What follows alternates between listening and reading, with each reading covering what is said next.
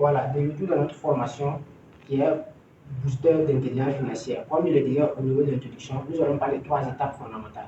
La première étape, c'est comment structurer sa vie financière. Et la deuxième étape maintenant, ce sont les stratégies que vous devez mettre en place pour optimiser vos dépenses. Parce que comme je le disais, le plus important n'est pas de gagner, mais de gérer l'argent. Parce que l'histoire nous a montré à plusieurs reprises que le plus important n'est pas de gagner, mais la gestion de l'argent. Donc la gestion de l'argent est un élément assez important dans le processus de l'enrichissement. Et à travers l'étape maintenant, nous allons parler de comment épargner l'argent de façon efficace et efficiente. Donc, la première étape, comme je le disais, est comment structurer sa vie financière. Et pour structurer sa vie financière, c'est 3 piliers fondamentaux. Le premier pilier maintenant, c'est le bilan financier. Le bilan financier, c'est la capacité de pouvoir identifier la masse, la quantité d'argent qui entre et qui sort afin de pouvoir faire des projections financières. Et le premier pilier que vous devez voir, ce sont les encaissements. Quels sont vos encaissements? Les encaissements, c'est quels sont les différents types d'argent qui entrent. Est-ce que si vous êtes salarié, en dehors de votre salaire, est-ce que vous avez beaucoup de revenus encore? Si vous êtes entrepreneur, comme moi, je suis un vendeur, je vends tout ce qui permet d'aller plus loin et avoir une vie meilleure. Donc, si vous êtes vendeur aussi, vous devez impérativement, au niveau du bilan financier, les encaissements étaient exemplaires, vous devez savoir quels sont vos revenus, quelles sont les différentes sortes d'argent qui entrent. Et au niveau du bilan financier également, ce sont les décaissements. Les décaissements, c'est l'argent qui sort. Dès lors que vous avez identifié maintenant vos différences entrées d'argent maintenant, ce sont maintenant la fuite maintenant qui va suivre maintenant, ce sont les décaissements et maintenant les différents l'argent maintenant qui sort. Si vous arrivez maintenant à identifier les encaissements et arriver maintenant à faire les décaissements maintenant, ce qui va faire maintenant les réserves. On va prendre un exemple. Si vos revenus est supérieur aux consommations directes, ça veut dire que c'est bien. Les encaissements, ce sont les revenus. Et les décaissements, ce sont les CD, c'est-à-dire les consommations directes, c'est-à-dire tout ce que vous allez dépenser. Et dans le cas où vous faites maintenant la soustraction, c'est-à-dire les revenus, si les revenus maintenant est supérieur aux consommations directes, cela veut dire que c'est une bonne signe de la gestion des finances personnelles. Mais si par erreur ou même par malheur, si je le dis, si vos revenus sont inférieurs à votre consommation directe, c'est-à-dire vos décaissements, ça c'est extrêmement dangereux. Beaucoup de personnes sont dans ce genre de cas. C'est-à-dire, leur revenu est inférieur à leur consommation directe. La preuve, il y a des gens qui ont un salaire de 300 000 par mois, mais à la fin du mois, ça finit tout. Même le poste de demain, un des postes quantiques, a dit que lui, il a fait stage en banque. Il y avait un gars qui avait un salaire de 4 500 de mois. Mais à la fin du mois, le gars, il est obligé de venir prendre des avances sur salaire.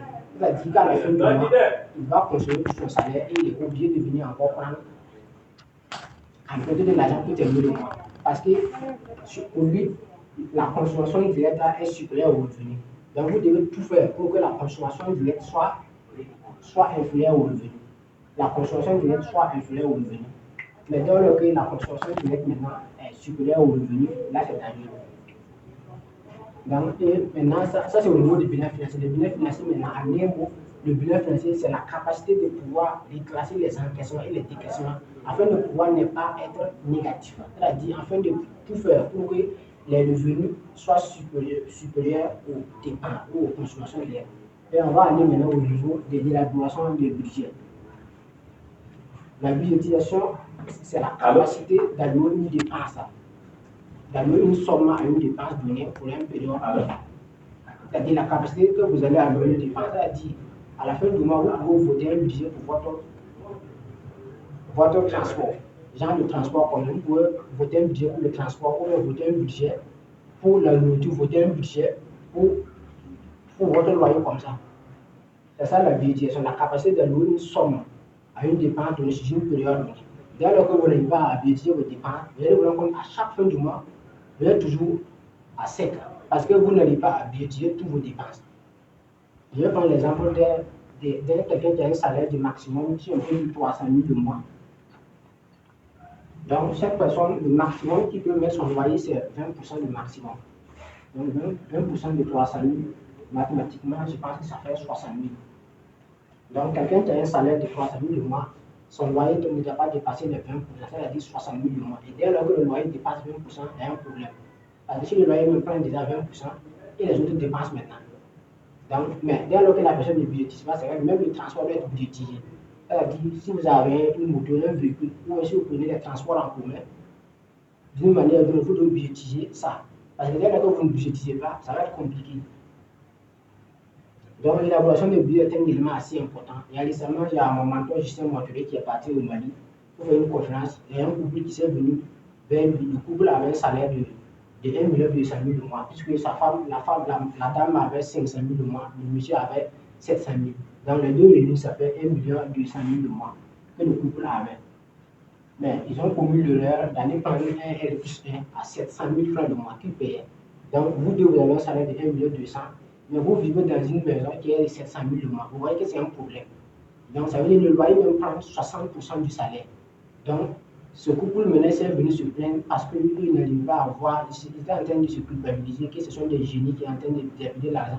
Or, dans leur rythme de vie, même c'est dangereux. Un salaire de 1,2 million les deux, et vous prenez 700 000, vous payez un loyer, ça va être 500 000. Or, dans le cas, il avait une voiture, ça fait aussi la même chose. Donc, mais parce qu'ils n'ont pas budgétisé. Donc, l'élaboration de budget est un élément assez important dans le processus de votre enrichissement. Et maintenant, on va partir maintenant au niveau de la troisième partie de notre première partie de cette formation qui est le reporting financier.